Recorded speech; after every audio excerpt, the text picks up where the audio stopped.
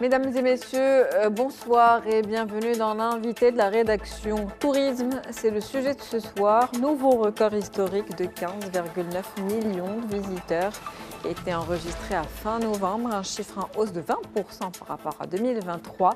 C'est 2,6 millions de visiteurs de plus que l'année dernière. Tous les indicateurs sont donc toujours au vert, alors que les prévisions officielles tablaient sur 1 million d'arrivées supplémentaires. Pour toute l'année 2024, le Maroc, on a attiré 2,6 millions en 11 mois. Avec les vacances de fin d'année qui arrivent, les anticipations sont positives et on devrait franchir un nouveau cap en fin décembre. Quelles sont donc les attentes et quel bilan ? On en parle ce soir avec vous, Monsieur Mohamed Jedri, vous êtes économiste. Alors, 11 mois, on va bientôt boucler l'année. On est déjà à 15,9 millions, donc on va dire près de 16 millions de visiteurs, ce qui est un record. On va de record en record donc, ces derniers mois. Quel bilan doit-on faire de cette année ? Moi, je pense déjà, par rapport au secteur touristique, s'il y a une success story, c'est ce secteur-là. Parce que depuis la crise sanitaire, il enregistre des chiffres et des records une année après l'autre.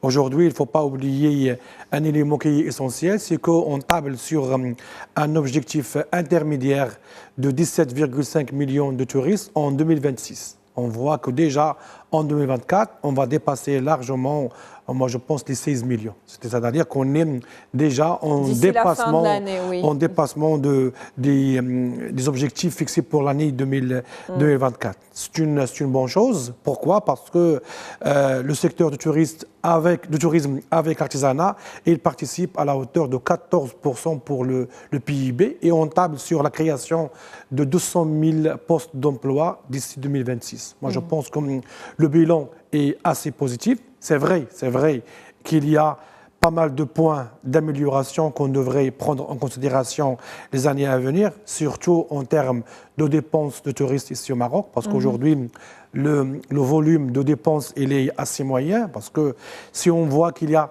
presque 15 millions de touristes, il faut qu'on voit un équivalent de 15 milliards de dollars. Alors qu'aujourd'hui, on est sur 12 à 13 milliards grand maximum. Pourquoi ? Donc, des touristes qui dépensent en moyenne à peu près 500, 600 euros. Exactement. Ils dépensent entre 500 et 700 euros, alors qu'on devrait vers au moins 900 à 1000 euros. Pourquoi ? Parce qu'il faut qu'on développe aussi notre offre touristique au-delà de l'aérien, de transport et des chambres hôtelières. Mais moi, je pense que le bilan est assez positif, surtout en comparaison avec pas mal de pays de la région, parce que le Maroc aussi reste le maillon fort de cette vague touristique depuis la crise sanitaire. Et c'est dû grâce aussi, il faut dire les choses comme elles sont, grâce à l'effort gouvernemental qui a été fait depuis 2021. Il ne faut pas oublier que le gouvernement a continué à donner des indemnités pour les gens qui travaillent au secteur touristique à travers la CNSS d'un minimum de 2 000 dirhams pendant une période qui est presque 20 mois après la crise sanitaire. Et aussi, il y a un investissement colossal à la hauteur de 2 milliards de dirhams pour rénover, pour travailler les infrastructures hôtelières. Et c'est la raison pour laquelle aujourd'hui, on est prêt et on est à la hauteur et on a un bilan très très positif par rapport à pas mal de pays de la région de l'Afrique du Nord. Et puis cette feuille de route 2023-2026 qui mobilise également un investissement de 6 milliards de dirhams. Donc des chiffres qui dépassent aujourd'hui en tout cas les attentes et qui vont au-delà, selon vos propos en tout cas, des objectifs fixés par la feuille de route 2023-2026. Doit-on réajuster ou réadapter cette feuille de route par rapport aux évolutions actuelles qu'on est en train d'observer dans ce secteur ? Avec la Coupe du Monde, c'est sûr, parce qu'aujourd'hui, l'objectif d'avoir 26 millions de touristes, moi je pense qu'on va le dépasser largement d'ici 2030. Aujourd'hui, on a déjà en 2024, on va dépasser largement 16 millions de touristes, c'est-à-dire que 2 années supplémentaires, on va être vers les 18 millions. C'est-à-dire qu'en 2026 et en 2030, surtout que en 2030, c'est l'année de la Coupe du Monde ici, moi je pense que En principe, on garde ces objectifs parce que ce sont des objectifs réalistes.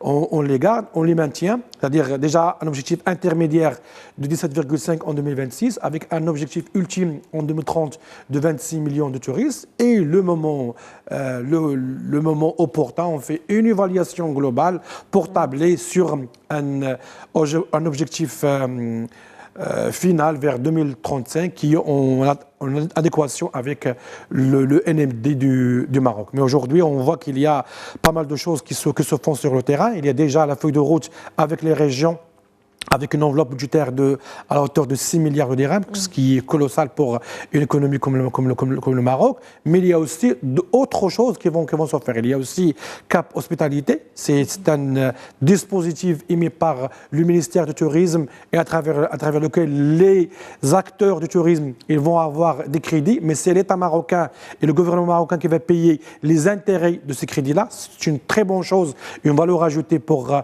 le secteur parce que ce sont des gens qui vont s'approvisionner, qui vont demander de l'argent au niveau des établissements publics, des établissements de crédit, mais ils ne vont pas payer d'intérêt. C'est un élément essentiel. Et dernièrement, il y a aussi la publication du portail par rapport à la banque de projets touristiques dans toutes les régions du Maroc. On voit qu'il y a pas mal d'investisseurs marocains ou étrangers, ou bien même des MRE de petite taille, de moyenne taille ou de longue taille, qui vont gagner du temps et qui vont gagner de l'argent et qui vont gagner en termes aussi de capacité. Pourquoi? Parce qu'il y a des fiches techniques sur le portail, à travers des fiches techniques du projet, leur business plan, leur capacité de financement et aussi les moyens. Donc, l'investisseur, lorsqu'il va venir au Maroc pour investir au secteur, il ne va pas commencer de zéro. Il va commencer avec déjà une capitalisation parce qu'il voit que le projet est déjà ficelé sur le portail, combien il doit mobiliser en termes d'argent, quel que soit en apport ou bien à travers l'établissement. Et moi, je pense que aussi avec l'organisation de la Coupe du Monde, on va y aller vers les 26 millions de touristes en 2030 en toute facilité. Pour rester donc sur ces objectifs de la feuille de route 2023-2026, il y avait le nombre de visiteurs, il y avait les recettes et aussi les emplois, vous le disiez tout à l'heure. Et quand on parle d'emploi, justement, quelle stratégie aujourd'hui pour garantir un écosystème entrepreneurial qui soit en phase avec cette dynamique ou ce dynamisme qui est en train de connaître aujourd'hui le secteur touristique? Tout à fait. Se développer avec le même élan donc. Je pense qu'aujourd'hui, il faut qu'on renforce nos capacités par rapport au capital humain, parce qu'il y a pas mal d'établissements hôteliers, d'établissements touristiques qui vont demander la main-d'œuvre dans les années à venir. Il faut, quelles que soient nos universités, notre force de formation professionnelle ou bien les instituts privés, devraient former des jeunes Marocains pour que demain on répond à leurs exigences. Mais aussi un élément qui est aussi essentiel en lien avec la feuille de route, c'est qu'on devrait y aller au-delà de l'offre touristique actuelle. Aujourd'hui, on offre aux touristes, quel que soit le MRE, ou bien le touriste étranger, ou même le touriste marocain, on offre l'aérien, ce qui est une bonne chose. Aujourd'hui, on a pas mal de destinations dans le monde entier. Multiplication des liaisons aériennes. Tout à fait, multiplication, exactement.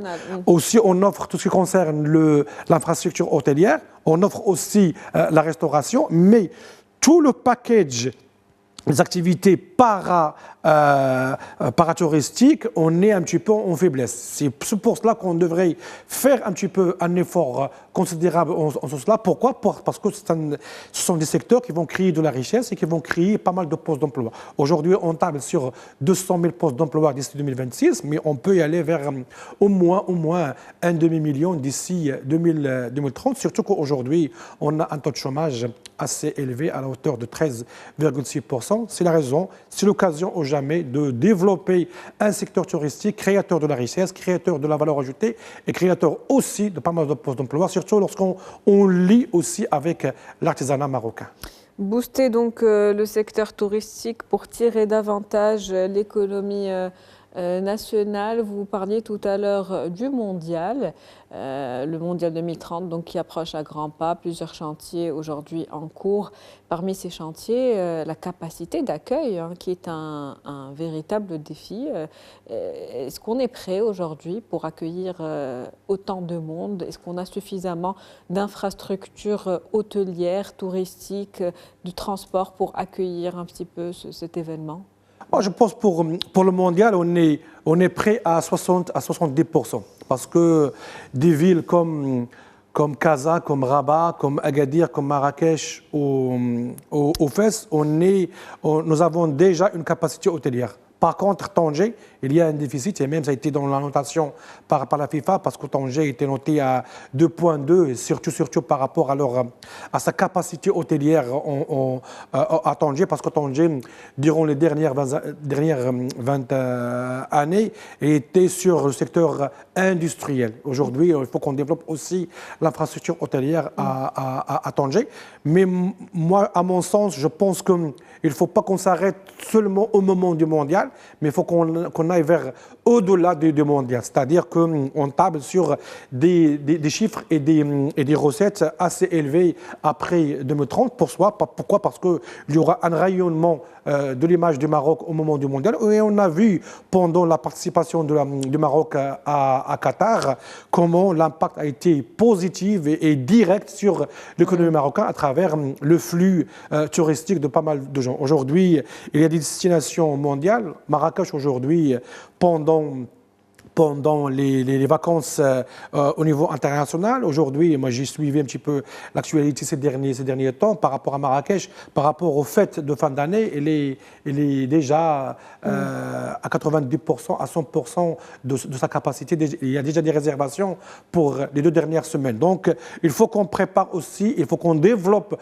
notre infrastructure pour le mondial, mais surtout au-delà du mondial, pour qu'on table sur, pourquoi pas, 30 millions de touristes d'ici 2035. Et justement, comment renforcer davantage aujourd'hui nos acquis et aller encore plus loin? Ça, c'est une très bonne question parce qu'on a un point de faiblesse. Notre point de faiblesse, c'est le taux de retour des touristes qui viennent au Maroc pour la première fois. On a un taux assez au-dessus de la moyenne mondiale parce que aujourd'hui, notre qualité et aussi notre offre de service devraient être développées dans les années à venir. C'est pour cela qu'on a parlé par rapport à la question de la digitalisation, à la question de l'accueil aux aéroports, par rapport au temps d'attente, par rapport au transport urbain, sur l'offre de manière générale. Aujourd'hui, on a un taux de retour qui est assez faible. Il faut qu'on améliore notre qualité de service. Il faut qu'on développe aussi notre package de services pour les touristes, pour que demain, après-demain, le touriste, il vient une fois, une deuxième, une troisième fois, pourquoi pas avec sa famille, avec ses amis, avec ses collègues de travail, pour qu'on double notre capacité d'accueil d'ici 2030 et atteindre notre objectif ultime d'avoir 26 millions de touristes en 2030, mais avec une condition d'avoir au moins 20 milliards de dollars. Merci à vous, Monsieur Mohamed Jidari. Je rappelle que vous êtes économiste. Merci pour toutes ces précisions. C'est un plaisir de vous avoir. C'est la fin d'Invité de la rédaction pour ce soir. Merci pour votre fidélité. On se retrouve demain avec un nouveau sujet, un nouvel invité.